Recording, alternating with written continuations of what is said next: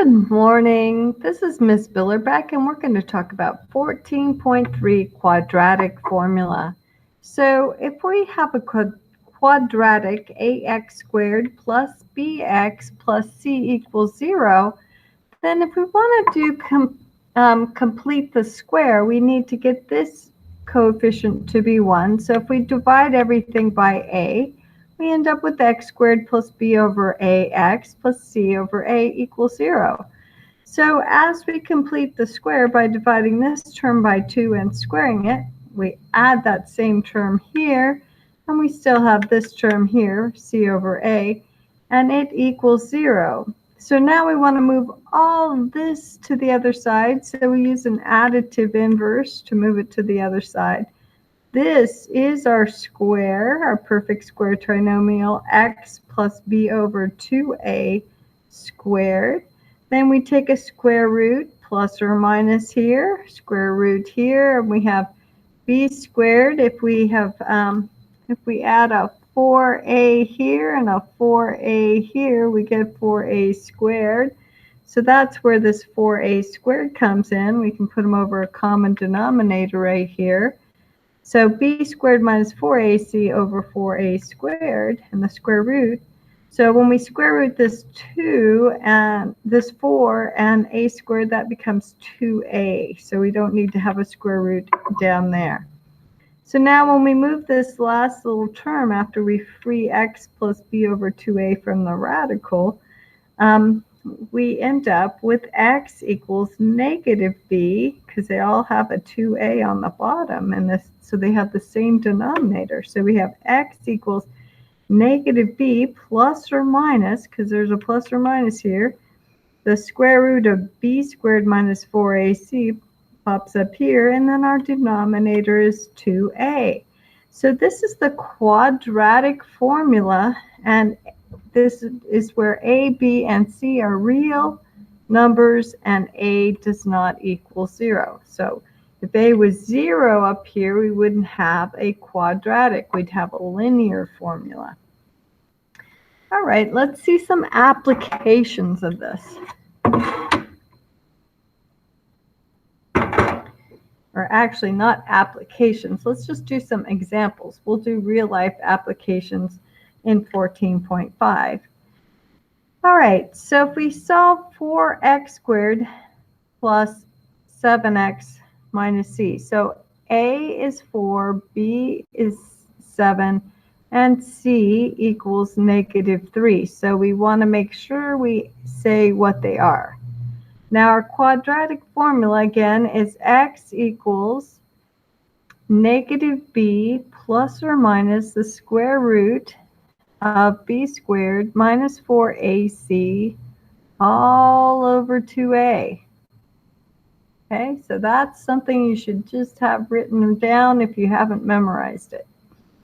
Okay, so we have x equals, now we substitute.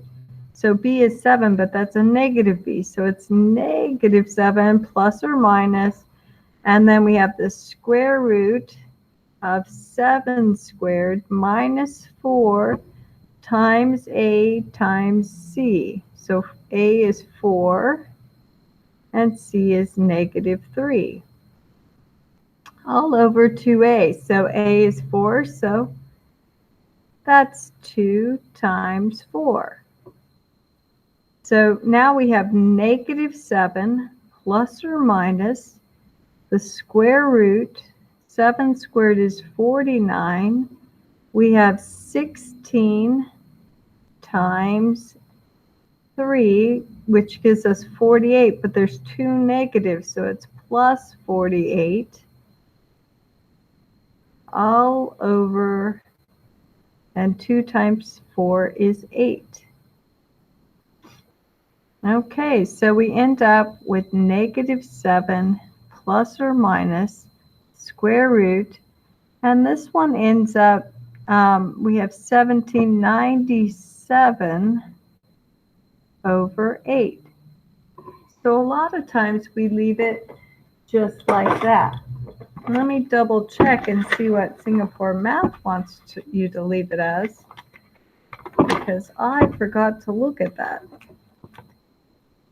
So they seem to want you to estimate that.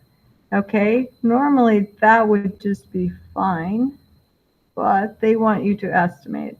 So since we don't really have calculators that we use in my class, we would say, well, that's about 100.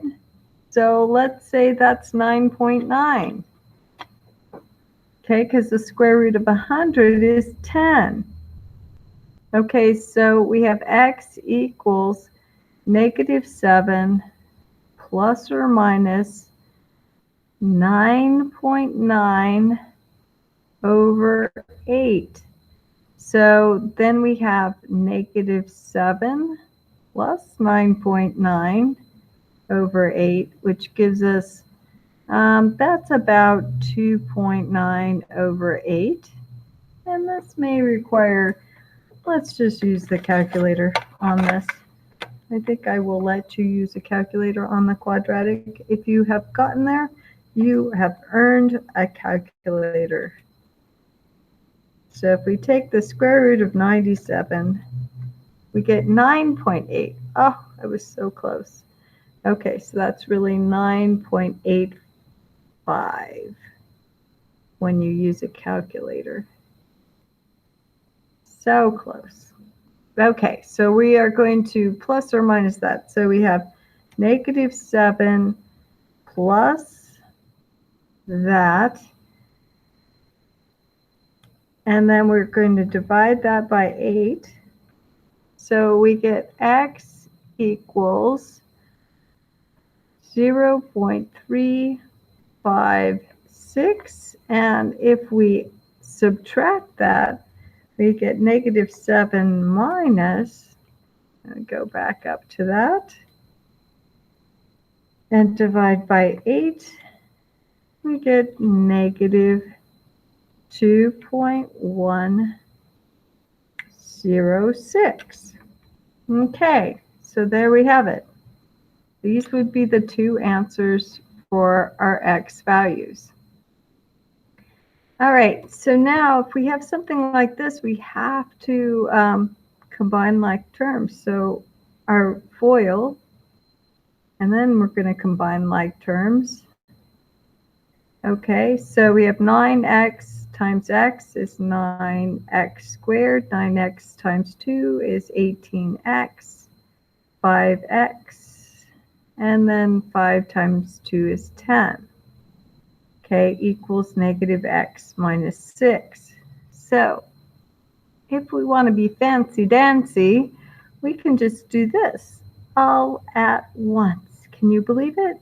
We are just going to take the additive inverse of both of those at once and add x, which is really 1x, and add 6. Believe it or not, you can do that. So that's just a big old 0 on that side. We have 16. This is 6x. Oh, but then we forgot the 18. Can't forget that 18. So we have 6x plus 18 gives us 24x. Okay, so we have 23 plus 1 is 24. And then plus 9x squared. Okay, we check, is there any common factor? No. Okay, I have a 3x here, and I have a 4 squared, 3 squared x squared, 4 squared here, so I am suspicious. Okay, if you see something like that, you should be suspicious. Is this 2 times 3x times 4? So 2, it is. Okay, so this is 24x. Okay, so they have hidden something. This is a perfect square trinomial. Okay, we have already learned this. So this is actually 3x plus 4 squared. We know that, so we can actually solve for that. So if we did that our old-fashioned way, we would say that's 3x plus 4 equals 0. We'd subtract 4, and we get 3x equals -4, divide using a multiplicative inverse, and we get x equals -4 thirds. otherwise known as negative 1 1/3. Okay, so let's use the quadratic and see what happens.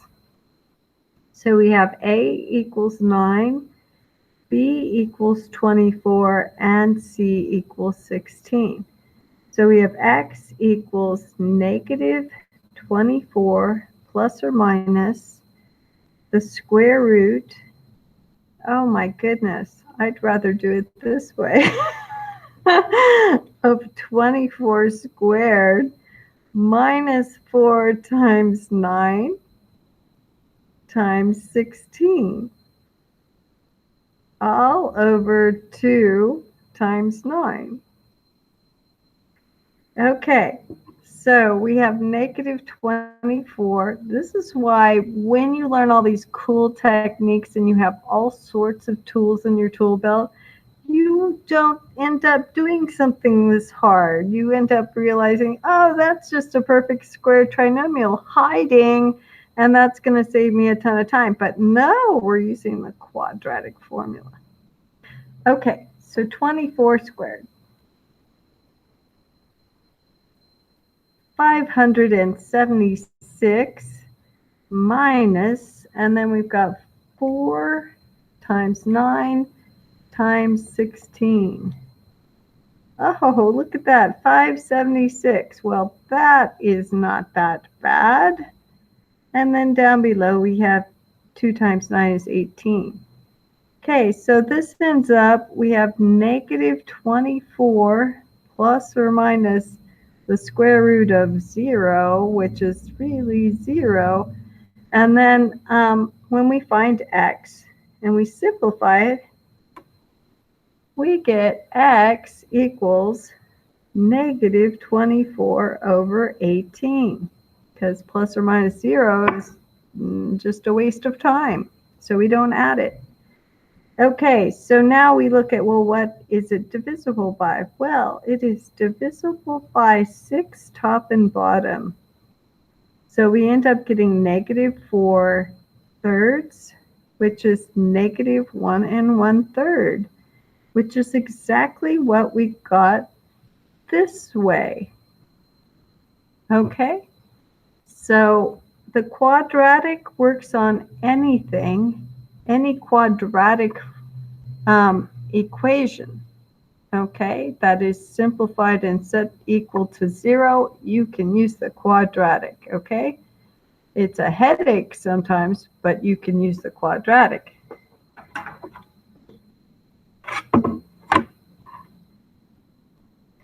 It is that universal tool. That is what the quadratic formula is.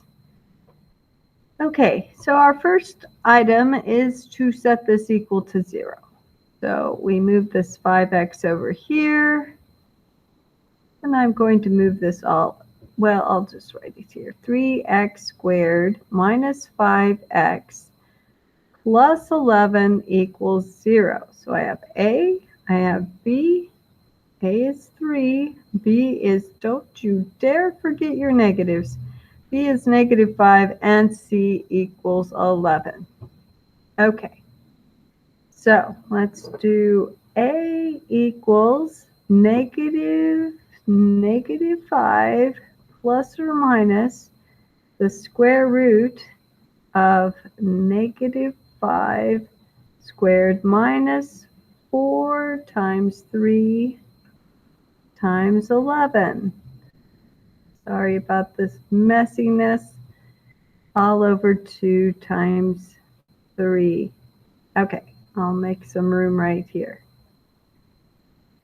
All right, so I have negative makes a positive 5 plus or minus, and then in here I have 25, because negative 5 times negative 5 is 25, minus, I have a big problem. Okay, I'm looking to see if I made the problem. I did not make the problem. So 12 times 11 is 132. And you don't know what the problem is, but I do. Okay, so This is not good.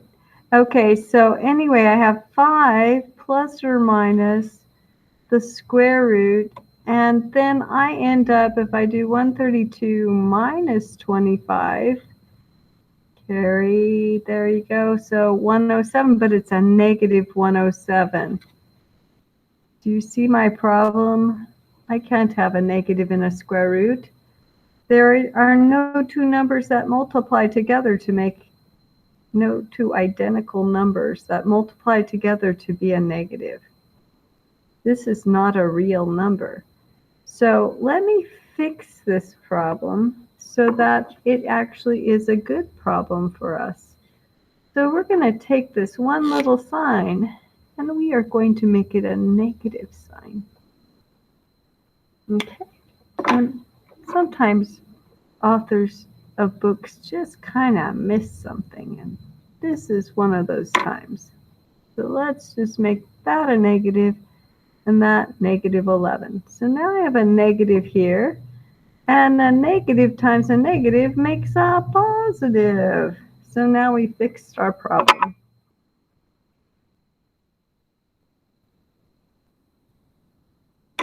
Okay, so 25 plus that is 157. Okay, so now we're in the real world. We did not want to be in the imaginary world with negative numbers and square roots. That's not good. Okay, so when we do have a negative in the square root, that just means that the quadratic has no roots. So it doesn't ever hit the x-axis. So there is no root. X never equals anything. So that was the reason for that negative. Maybe they wanted to make a point of that. So the point is now made. But we have fixed the problem so we can continue. All right, so we have the square root of 157. Okay, so that's 12.53. So, so our values of x, if we have 5 plus the 12.53, and then we divide by the 6, we get x equals 2.92, or if I take 5 minus the 12.52, okay, and then divide by 6, that is a negative 1.25. Okay, so the other way when we had the negative sign, because of the issue with this sign carrying through, we needed 2 negatives to make this a problem we could solve. So the other issue with the negative in here, again, it just means that this little parabola, which is what a quadratic looks like when it's graphed, never hit the x-axis. So that's what it was. But I fixed it so we could have some roots where it actually did hit the x-axis. And we're going to talk about that in the next lesson. Okay. All right, so this one, I need a common denominator. So I am going to multiply by x over 2 times x over 2 here, and x over x here. Now the other way I could do it, well, let's see. I could multiply by x times x over 2 on everything, but let's just do it this way. So right now, okay, so we have x plus 2 times x plus 2, and this is all over a common denominator, x times x plus 2 And then I have plus x on top. Okay? So that equals 5. 5 over 1, by the way. Now, if I want to get rid of this, all I have to do is multiply by x over 2. X times x plus 2 to get rid of it. Okay, so then it goes away. So if I have x plus 2 times all this, and then I do that same thing here, x times x plus 2, then that cancels this out. Okay, so now I have something that's a little simpler right here. Okay, so I want to FOIL that, which is perfect square trinomial, so that ends up x squared plus 4x plus 4 plus x equals, and then this is 5x times x is 5x squared, and 5x times 2 is 10x. Okay, so I am going to subtract 5x squared and subtract 10x at the same time. So fasten your seatbelts. I'm moving fast because, again, if you have made it to this point, you are a math ninja and can keep up with me. So that's a 1x squared, so that ends up negative 4x squared. And then I have minus 6x. Oh, but we have another x here. It's another 1x. So we're just going to combine everything. So I have 4x plus 1x is 5x minus 10x. So I have minus 5x plus 4 equals 0. Okay, so I just did a huge consolidation. All right, so now I have A equals negative 4, B equals negative 5, and C equals 4. So let's put this all together. So we have x equals negative b plus or minus, and then we have the square root of b squared, negative 5 squared minus 4 times negative 4 times c, which is 4, all over 2 times a, and that's a negative 4. So that gives me x equals negative is a 5 plus or minus. Then we have the square root. Negative 5 squared is 25. And then I have negative, so I've got a positive in here. So that's 16 times 4, which is 64. All over negative 8.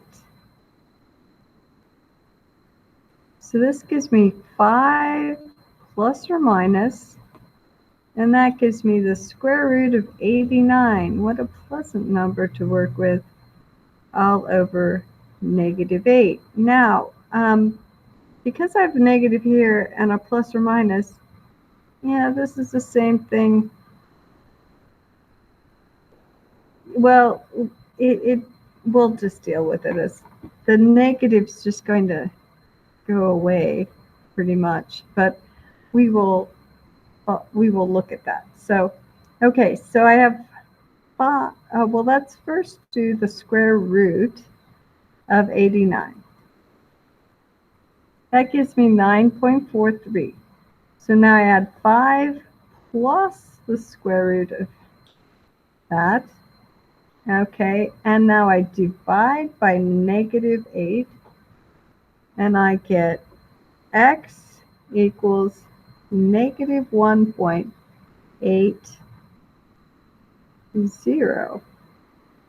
Okay, and now let's do the minus. So I have 5 minus the square root of 89.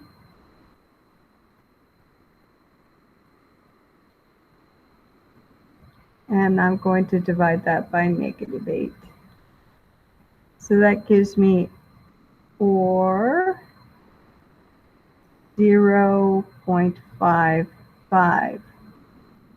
Okay, so the quadratic formula can really works well with all the quadratics once you can get it into this quadratic. Here we go. Once we get it into this quadratic equation here of -4x squared minus 5x plus 4, once we got it in that form and set it equal to 0, we were able to use the quadratic formula. All right, so that's it for this section 14.3. It's the quadratic formula. It's one of the most powerful formulas there is for quadratics. So enjoy. Have a wonderful day. Bye-bye.